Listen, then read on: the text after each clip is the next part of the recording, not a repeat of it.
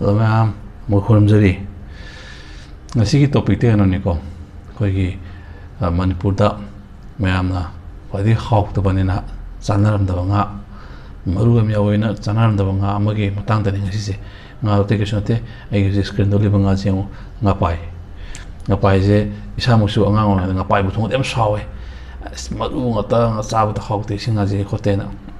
Matamatuan of Sting Ngapai, a town Mangamo, Emuka, a how Mangamo, Ngapai is tip to Zuare, and then Madu Matanda, Agi. Viewers nasu ngapai gi machak sembiu hai ngapai matokram na koksilaga matokram na phani habugi matang de mem gi humda ina kudu tamja toise anduna channel ji bu subscribe to ba yaubi gadi suggestion na subscribe to biru support to biba like to biba share to biu yaragati share to biu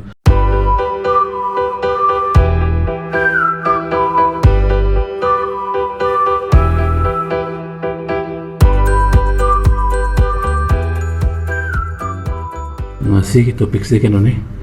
koi viewers ki demand ni, koi ngapai phaba ki matang dah, ngapai se, matau ngapai phaba ki machinjhak se, kai terus semi hai betul, dui matang dah, masih tu ngapai phaba ki tu na, ngapai phaba dah, ngapai se kan matau keram na, kau ke ngapai phaba ni hai betul kita topik orang terus ko, ngapai se phaba ni betul betul koi na, kau nu machinjhak sem kau ni ko. Dengan ngapai phaba gi sem ke ko dono aji hujara ke ma'am ready le ko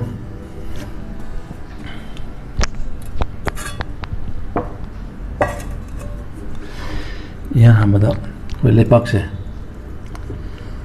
se ka taro ke tu ke lepak se mana kan le lepak se ko cha tu ga ko lepak se ko gram Samsung ni, kita kata pun itu betul ko. Lepak sih ni, anda lepak cukup nak capai bila ya ini lepak sih lengu yang ada lepak tu piu ko, lengu yang tu, mana ya lo, lengu yang tu lepak, lengu yang tu ada pun sih. Anda cukup nak capai bila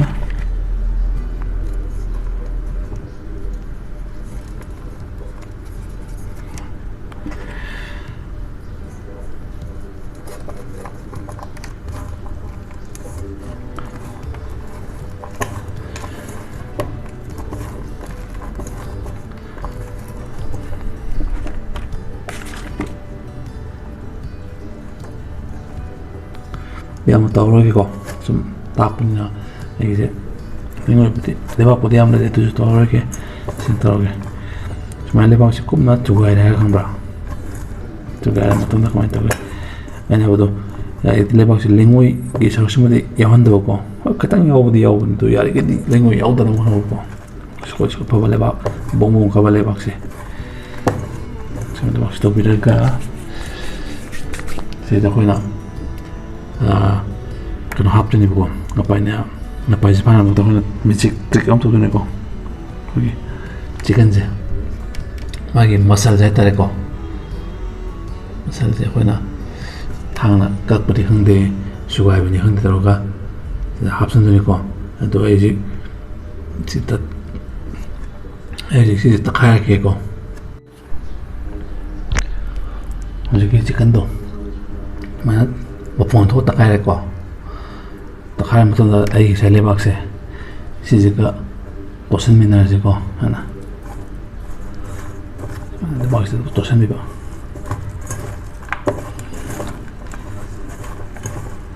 Mana tu pilih dah, sing dah kata kalau sing apa, si kan jenis kontrak mana tu apa, English.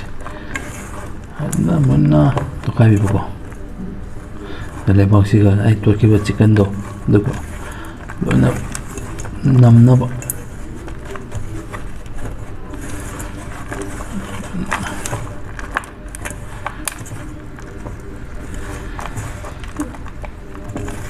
sing katang waktu malam ko, sing katang habis.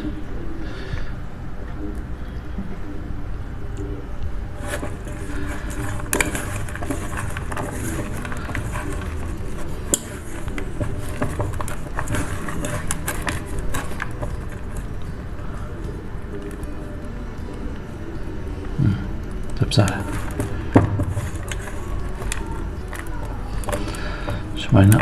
matum tabirena ko sise kamai to wada geda an to pire ga ne ko koi chen gom da ko yom jin be ga pung ani hum thambi ba thambi man am jalan da be ko pung ani hum thambi ga koi aina si jaga da ngapai le si jaga da ngapai phage na khan ba jaga do adas maina sai ki chen do thu matum je thada biram ba thada ga pung ani pung om mari le kan da la so pe ga do ba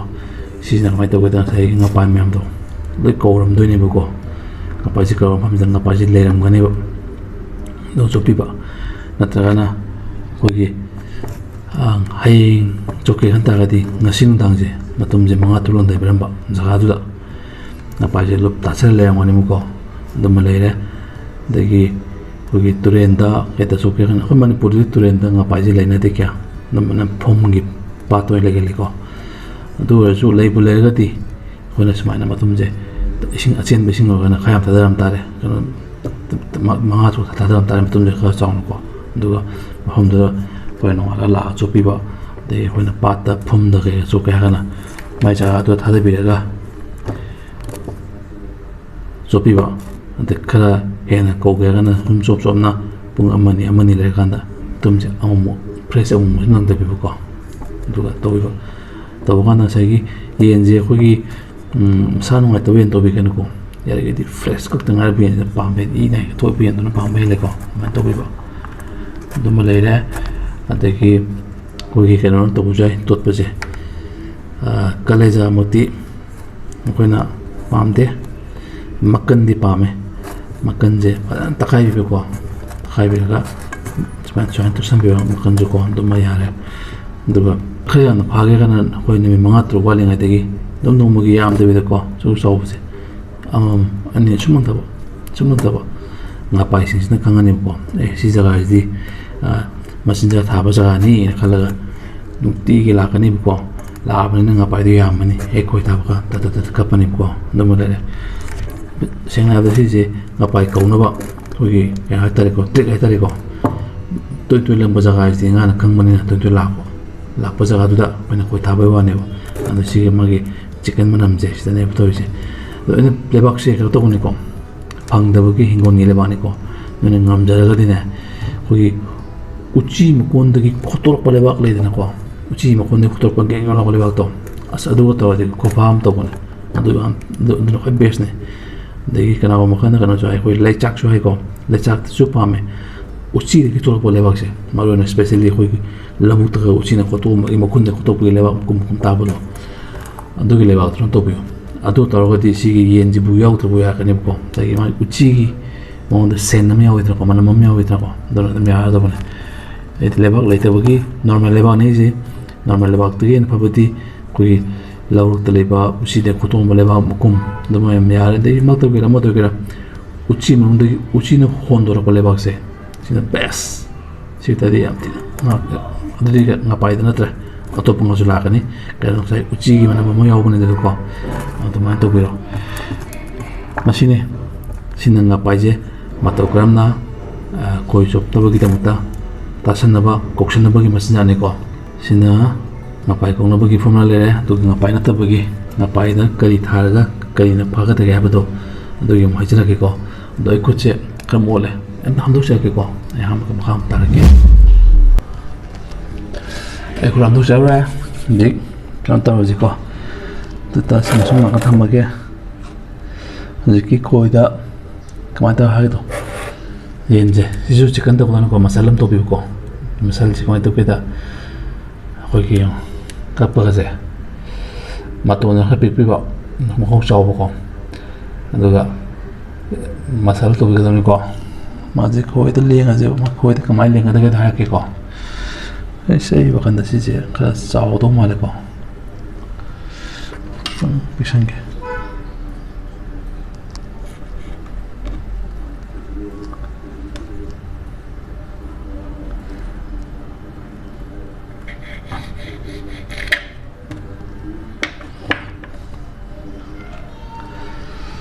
smiling yo ko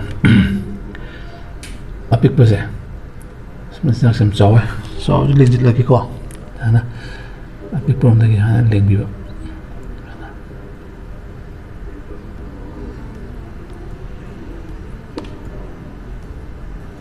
hana lengbiba na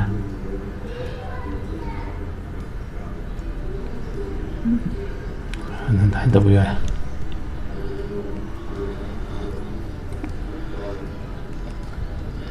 do lang di ko khogi magi di khogi ko phaba number to binu ko gat sem to biyo ko gat ta brand ro ba gat le na ko quality ba magi maya je am kalle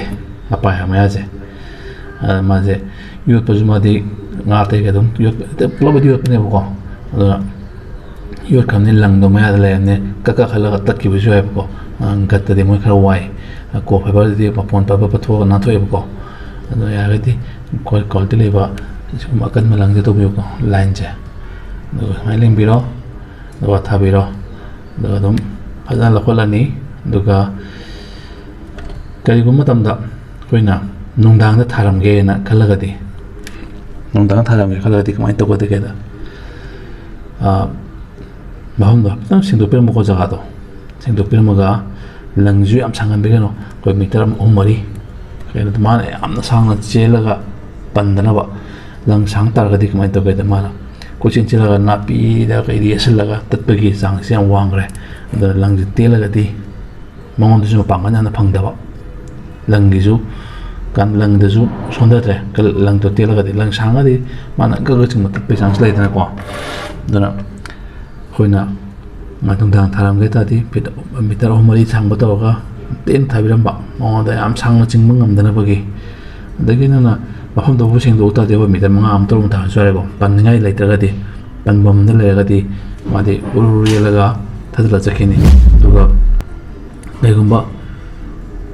nungju ta o ta de ko de je pazan chai biro chai la ga ko gi nungsa sara pu timing do anta ko chopi ba ma compulsory le ngani nong mong le ga di kapuk ta buti yam tange duga nungsa sara ba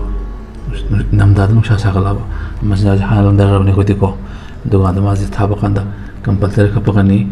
aduga calendar buti anytime ma dum lei ni ko nungsa sa ga calendar sa ba ni na maru especially namda di nungsa sa pa timing da ma gi dam ta ko thabiu machinjhak pu han ta da pir thambiro duga da sa kan sopi ngapai phaba gi machinjhak ngapai phana ba gi ngapai kauna ba gi machak sile ko ahamba da ko lepak ko lepak ta kam lepak no lengu yo do lepak sejda kup na thugai bi ha ga chicken gi masal ko tha pibra sugai pibra mto pira happy ba natragana lepak chi sumna leba atu pita ko labu ta lebu usi dagi usi makone khotro ko leba natragana yum da ni khonde ma usi makone thura ko leba se bes sima to biro duga chicken to mon na to khai biro to laga ahinga ma leba ispucherang yundel thambiro duga nongalaga ko chupa chapiro chop tenga gi pung ani hum mangda sia lang da biro hum da ando ma suare na ta kana ngasi nang dang lang da biro hayeng chop juare mana he lang da boti ngala kan he badia da ni ko lang da nga che ko bodo ni ko loga nga je tasal la kan tasal ma to da ko thabi ga to duga ko dana mana chicken je happy ko chicken nang ma te na chicken ut po ni ko oi khajing do khajing jong pa ma le ma je de ma de phabunga ma ga ka ga zuya ba nga pa je chati wini ngapai je jam chum isang sama ngate nama itu piro aina chicken hapa wani chicken hapa yai khajing hapa yai andegi ai experience to bole phabunga jaina kothalaga om to hapa da ngapai pajana phai andu suya bani ko chicken ju pami chicken khare hena sanga le wailo i nung do khal man haw brang di sin hena khar pami haba wani lei bole di chicken ju phai ngap khajing na ju phai ini meat awla dam phai ma je adani siwa renga sigidi dana tanga sida mayamna eke channel jibu subscribe to widaba yaw biragadi subscribe to biro ei makatana nungaiba topic mayam putuk charge adana ngasigidi ngachanga fasigi makedigi mayamda muna kurum jari duga tanga selu sinjarage efrei